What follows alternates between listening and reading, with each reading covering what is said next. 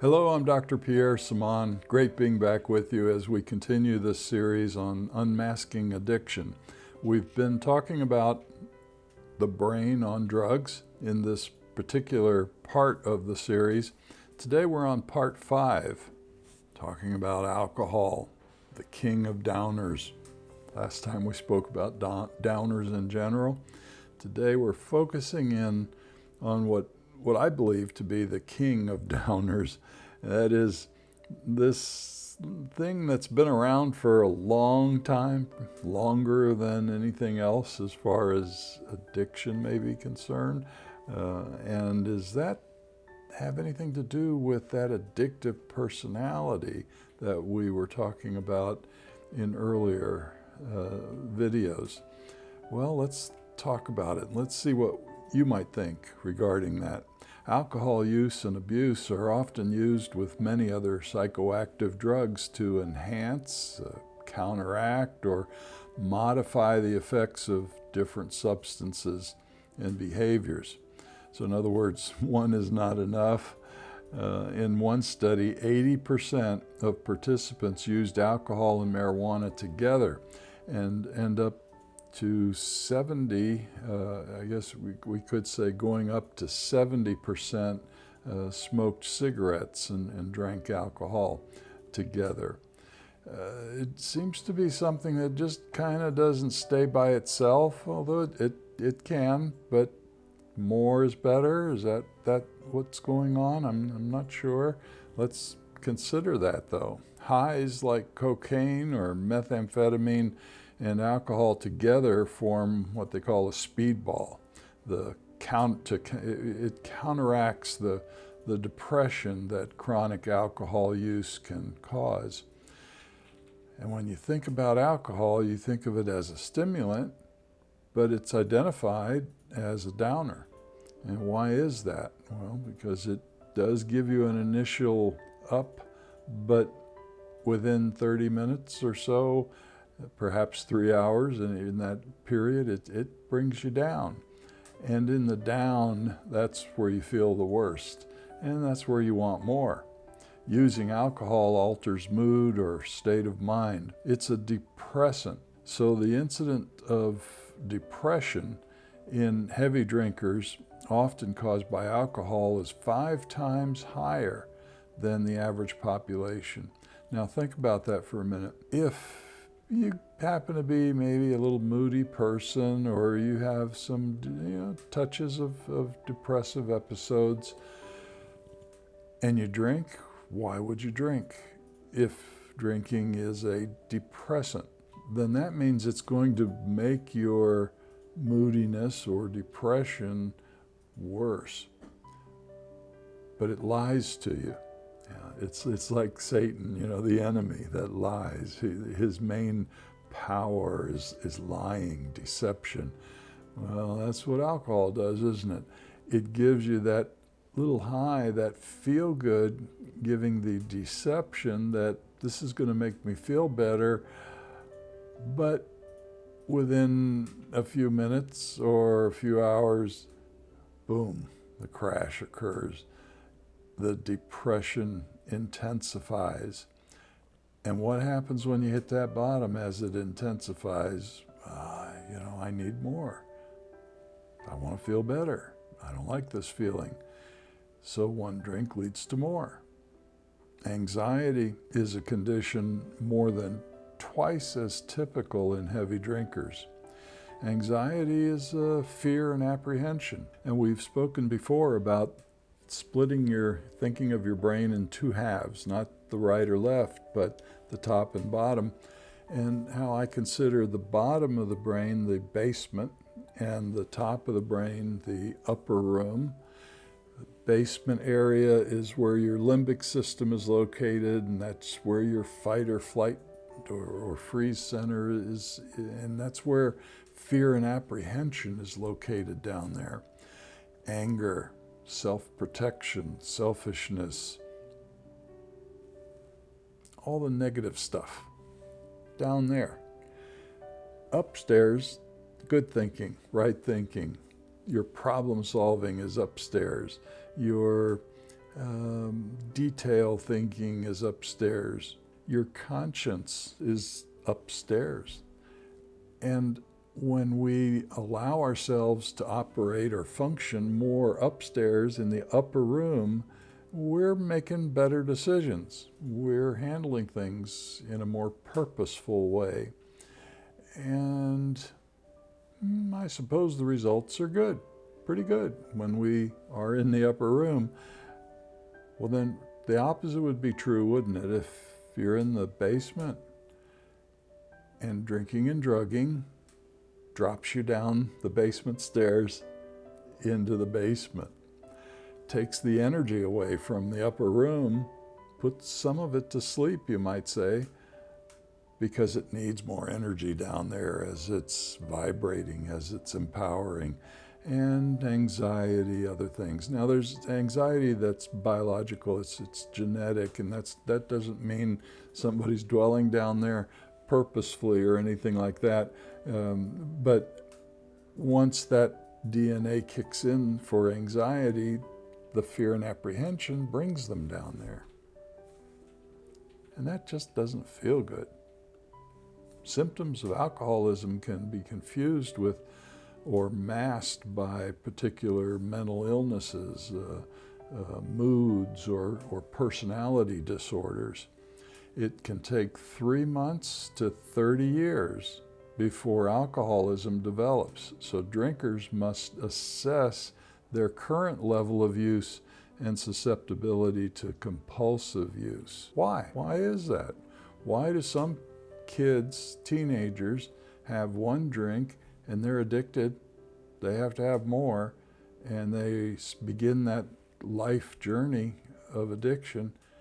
Other kids, hey, we're having a good time, let's do it again, and they don't become addicted. They can control it, but if they continue over a long period of time, they will become addicted.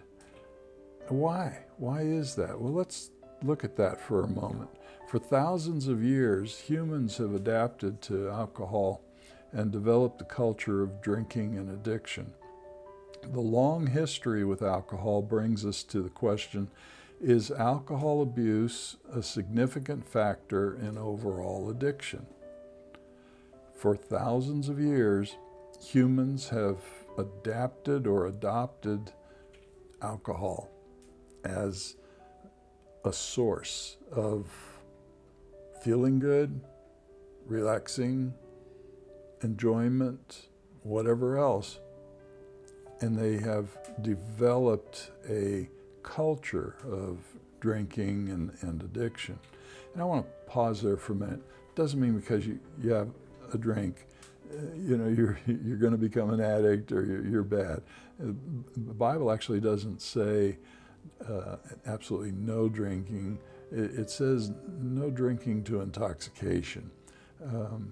But it's better not to have a drink if you're susceptible towards losing control because of that drink. And when you lose control, what happens if you're dropping to the basement of the brain? You're coming out of the upper room, the good thinking area where your conscience is located. And I believe, and I believe others believe similarly, that the Holy Spirit or God speaks to us through our conscience. We get those impressions, right and wrong impressions, what's best impressions, or if we do something wrong, we recognize, oh, that's not right. We feel guilt or shame. And that comes from up here, not down there. When you're down there, that's not part of the thinking down there. It's up here. And when you put this part to sleep because the energy is being drained to go down to the basement, then you're not going to think through things very well. So for thousands of years, humans have adapted alcohol, and all right, through that, addiction has grown. The long history with alcohol brings us to the question, is alcohol abuse a significant factor in overall addiction, which we have described in the past as the addictive personality? Alarms go off when ethanol enters the body's primary filtration system, the liver, to break down harmful substances. During liver processing, ethanol converts to less toxic acetaldehyde. We're going to talk some more about this next time. But when you drink a toxic substance or eat a toxic substance, a poison, whatever it might be, your body may burn, you may feel it. That's why ethanol, if you have a high enough ethanol in a drink, alcohol, 40% alcohol versus beer, maybe 6%, 8%, or a little higher, wine, maybe 18%. It burns. That ethanol burns going down. And it can burn in the stomach as well. Well, that's your body saying, no, yeah, this is not good for me. Yeah, and then the liver takes it in and it says, no, I can't have this. This is a poison. This is toxic. I got to change it. So it filters it, converts it to acetaldehyde. Acetaldehyde is also a toxin. Hasn't been broken down enough. And so the liver says, wait, we got to work on this some more. Being still a toxin, acetaldehyde is what causes the hangovers. You know, those terrible things. If you drank too much, I'm sure many of you have had a moment where you may have experimented, or maybe you've done it on a regular basis, and that next day, for a few days perhaps even, you just feel miserable, you know, just awful. Well, that hangover's because of the excess of that acetaldehyde, which has taken the ethanol, the alcohol, converted it, and it's still a toxin, but now those symptoms are significant, and they've gone to the brain, they've gone throughout the body. The body totally is reacting, not just the liver. It's in the blood now, and it's up in the brain area. After about 5 to 10 minutes of consuming alcohol, the drinker may feel the effects of a severe hangover for 30 minutes or several hours. Symptoms include flushed skin, increased heart rate, shortness of breath, nausea, vomiting. You know, when I was young, and I used to drink when I was young, and I didn't like that vomiting part. Throbbing headache, blurred vision, confusion because your upper room isn't working. It's asleep. And so things are more confused now. It's just not as clear. You perceive things differently. Fainting, some just lose consciousness, and circulatory collapse. If it's bad enough, your circulation is shutting down. Further processing is requiring to break down the acetaldehyde into acetaldehyde dehydrogenase, which is a less toxic form of acetaldehyde. So it breaks it down a little further. Now, normally if it stays in the liver, it's breaking it down even further to, you know, vinegar, you might say, water, and then out it goes, you flush it out of your system. But if you're drinking a little too much, or if there's a certain condition that you might have, it's not breaking it all down. It says, now that it's more agreeable, let's send that acetaldehyde dehydrogenase to the brain. Acetaldehyde doesn't completely degrade due to the genetic interference of a gene called the A1 allele gene. Now, we all have that allele gene in our system. It's a gene that's linked to other genes, so it magnifies those other genes. So your hair color, your eye color, your weight, your other features about you, that's part of that allele gene linking with that other gene, enhancing it. And so we all have that. We need that. That's, you know, a dominant trait that you might have, and alleles usually refer to the inheritance of attributes passed vertically from parent to child. So we know the allele gene passes from the parent to the child. The feature or disorder associated with that gene affects both parent and child. When that occurs, it's normal. Your parents, you might have dark hair, your parents have dark hair. That's it, passing down the allele gene. You might have good teeth or bad teeth. That's that allele gene being passed down, creating that duplication in you. An affected individual with only one of two copies of the virulent gene has 50% chance of passing the marker on to their offspring. So in other words, if there's a part of that person where that gene is too much, then it gets passed down, whatever damage that gene may have done. And what they've identified is the A1 allele gene. That's a particular one. Well, we get one from our parent, one from mom, one from dad, for different parts, different descriptions of the body. That's normal. Nothing wrong with that. But what they discovered was that later on, the A1 allele gene seems to multiply in certain people. The A1 allele gene was first identified in the early 90s, maybe 1990, and their study found the very high incidence of this particular A1 allele gene in severe alcoholics. Subsequent studies have shown that the gene is also associated with drug addiction and addictive behavior. So now they're putting some things together and they're saying, hey, it's not just alcoholics that have an excess of this particular gene in their system. It also seems to occur in a bunch of others. So the average is roughly 20%.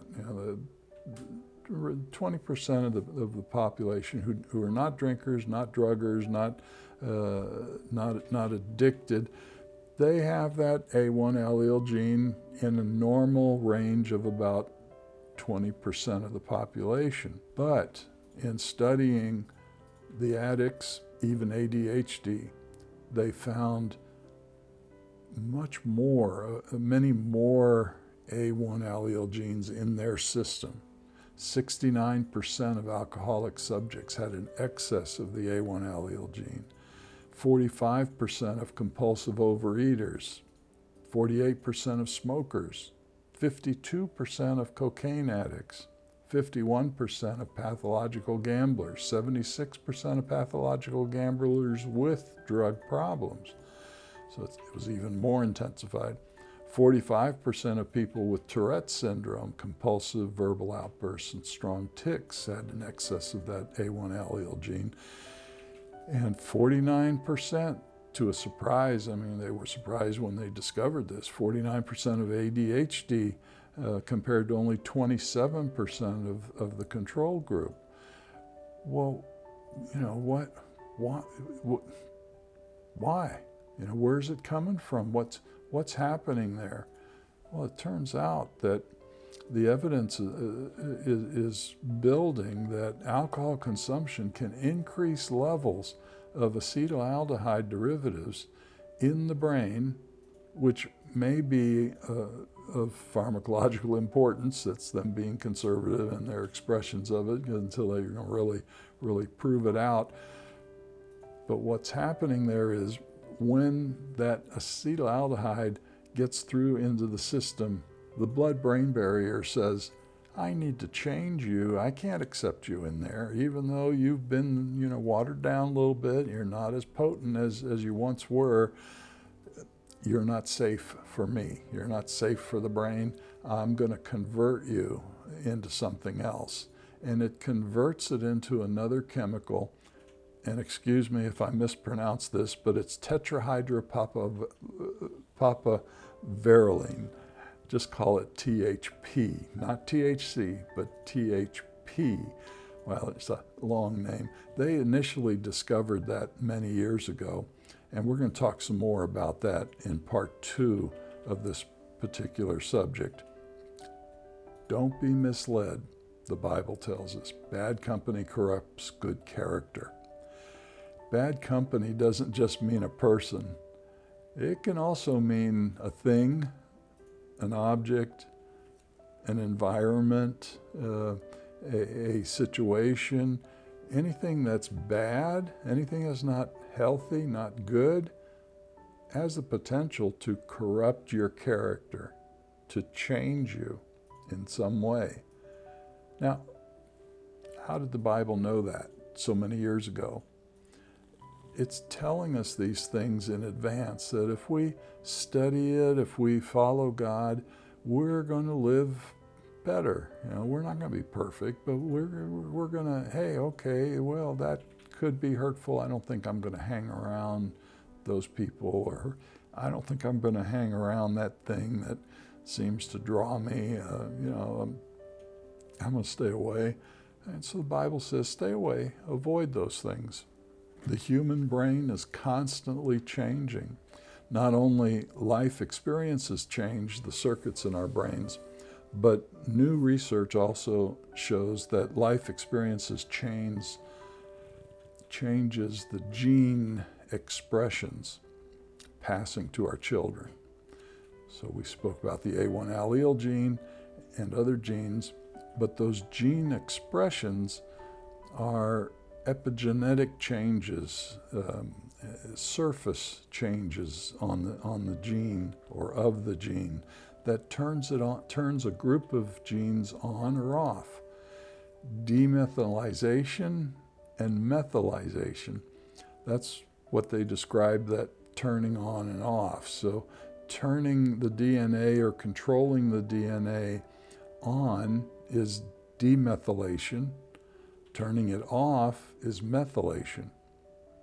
Gene regulation is an integral part of normal development. We go through it every day. There's gene regulation occurring right now in your system. Genes are switched on and off in different patterns during development. So brain cells are switching on and off and causing you to behave a little different at different times.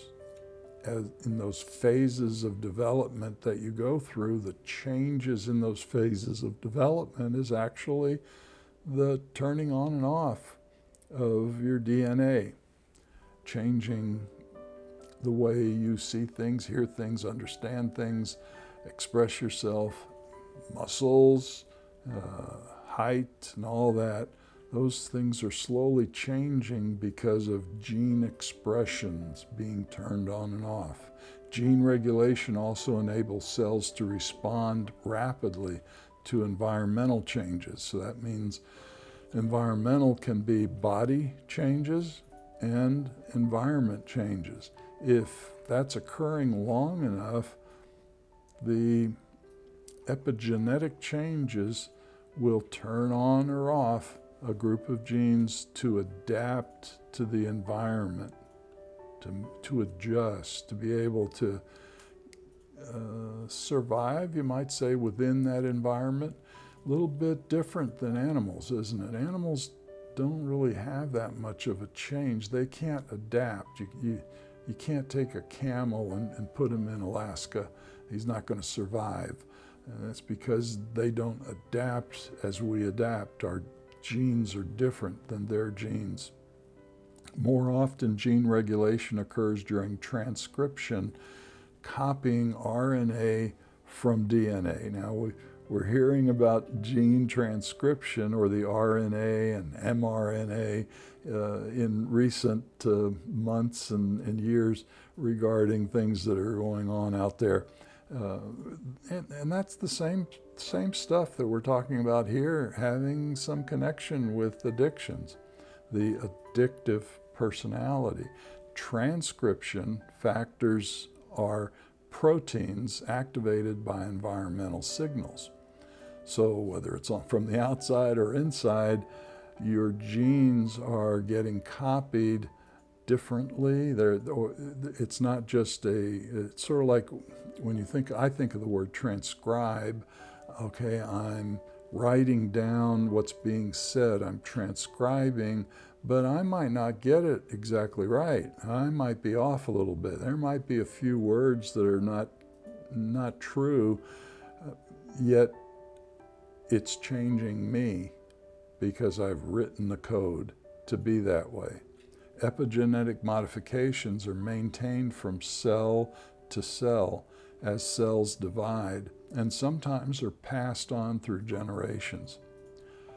In Exodus 34, 6 and 7, we read, I lay the sins of the parents upon their children and grandchildren. The entire family is affected, even children in the third and fourth generation.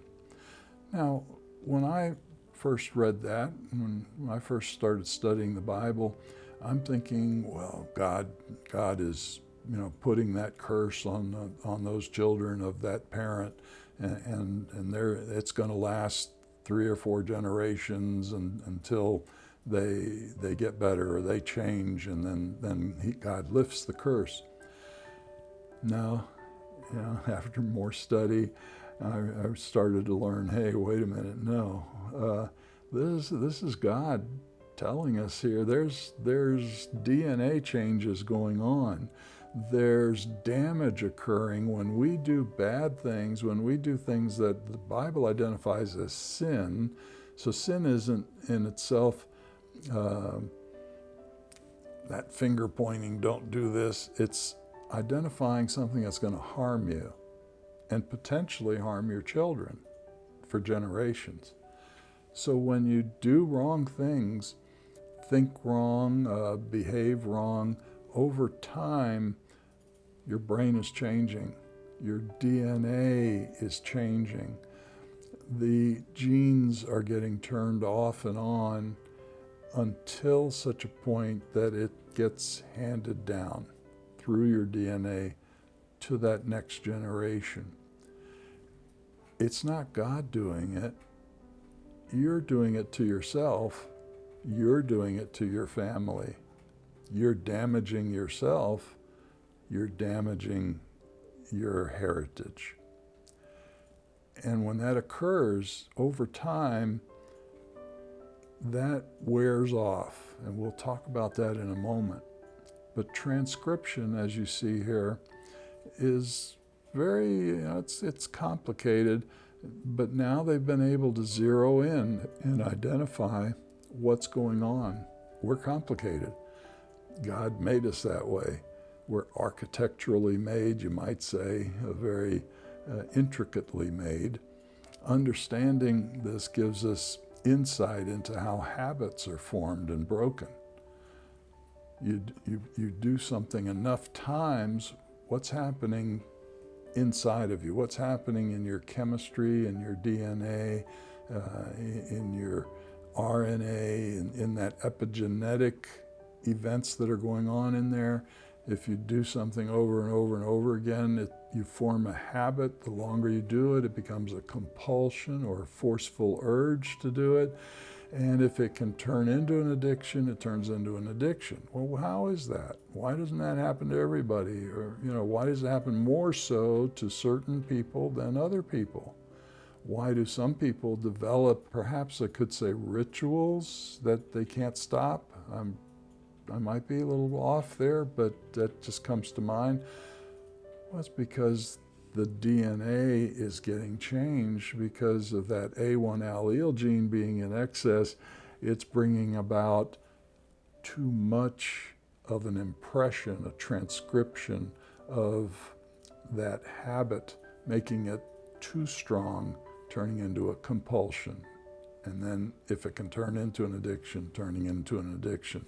Constant engagement with specific behavioral patterns activates the same circuits that cause changes in DNA that produce proteins that strengthen the particular circuits that correspond to the behavior. So, What happens to that third and fourth generation if something is getting handed down that's not good?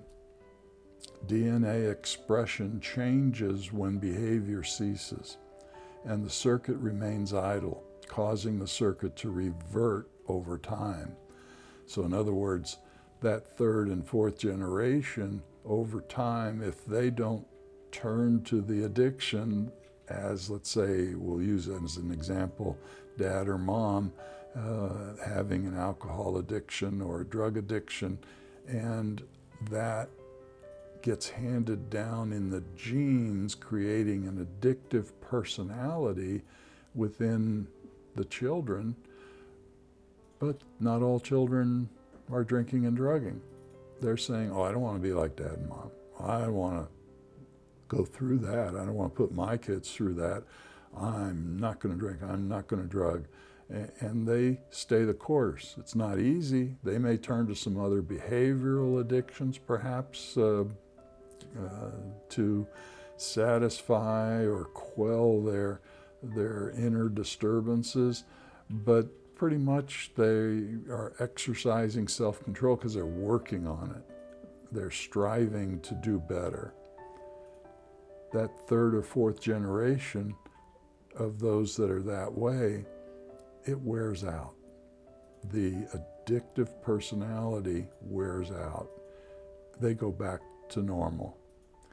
And so the so-called curse of the generations isn't God pointing that finger, it's God creating us in such a way in truth, love, and liberty that He gives us the truth in love. We can follow it or not. If we follow it, we have the freedom to follow it or not follow it. And as we do, our bodies, our minds are going to get better. It's going to go back to the way it was intended, and as much as possible over these thousands of years. So you feel better.